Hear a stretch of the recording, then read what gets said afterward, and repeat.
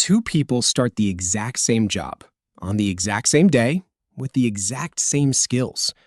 5 years later, one of them is running the department. The other hasn't moved an inch. It wasn't talent, it wasn't luck. It was something happening inside their head the whole time, something neither of them could see. Today, I'm breaking down the hidden psychology of success.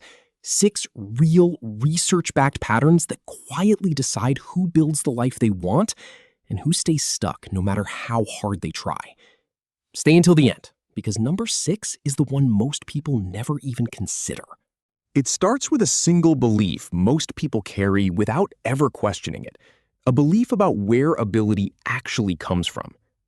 Psychologists studying motivation found people generally fall into one of two belief systems. Some believe ability is fixed. You're either good at something or you're not. Others believe ability is built, that effort actually changes what you're capable of. Here's why that one belief matters so much. When people who believe ability is fixed hit a difficult challenge, failure feels like proof they were never good enough, so they avoid the challenge entirely. But people who believe ability is built treat that same failure as information, not identity. Same setback, completely different reaction. And over years, that difference in reaction is what actually separates who keeps going and who quietly gives up. But belief alone isn't enough, because even people with the right mindset fail at success for a completely different reason, one that shows up decades before they ever choose a career. In a well-known study, young children were offered one treat immediately, or 2 treats if they could wait a few minutes alone in a room. Decades later, researchers followed up with those same children as adults and found the ones who managed to wait tended to have better outcomes across school, relationships, and career. But here's the part people misunderstand. It usually wasn't raw willpower that made the difference. It was strategy. The children who waited weren't fighting the temptation head-on. They were distracting themselves, turning away, thinking about something else entirely. Which means the real skill behind success isn't resisting temptation through sheer force. It's designing your environment so the temptation isn't sitting right in front of you in the first place.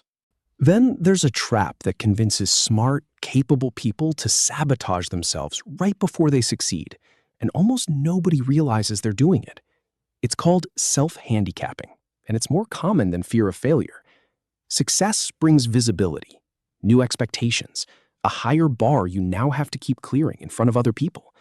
So right before a breakthrough, a promotion, a launch, a big opportunity, some part of the brain quietly starts creating obstacles, procrastinating on the exact thing that matters most, downplaying the achievement before anyone else can question it.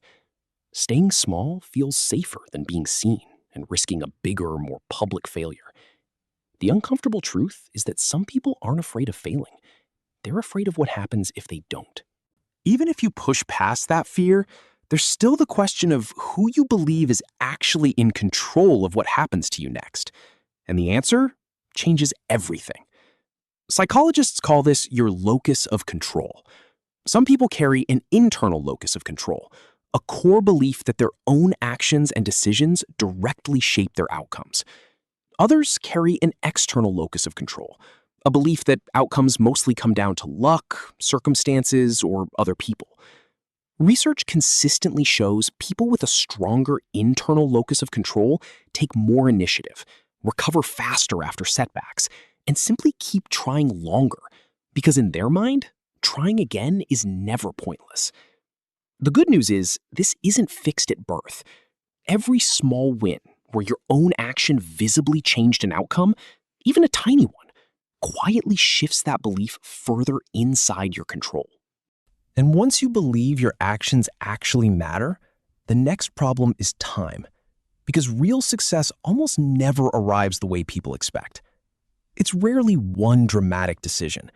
It's small, repeated actions, compounding quietly in the background, for far longer than feels rewarding at the time. But here's the piece that makes those small actions stick long-term. The people who sustain them aren't relying on motivation. Motivation runs out by definition. They anchor the habit to identity instead. Not, I'm trying to exercise more, but I'm someone who shows up. Not, I'm trying to save money, but I'm someone who thinks long term. Identity doesn't fluctuate the way motivation does, which is exactly why it's a far more reliable engine for consistency. But even with the right mindset, patience, and daily habits, there's one final ingredient most people overlook completely. Willpower is limited. Environment is not. Study after study shows that the standards of the people around you, your closest circle, your daily surroundings, shape your default behavior far more than pure individual effort ever does.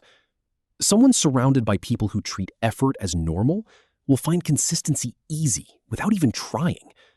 Someone surrounded by people who treat ambition as strange will find that same consistency exhausting. Success is rarely just an individual trait.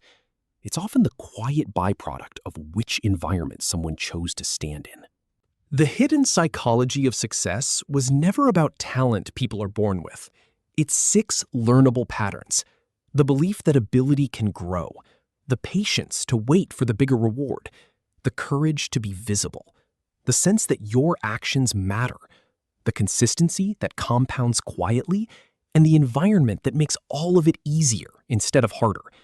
Miss even one, and it quietly caps how far you go, without you ever fully understanding why.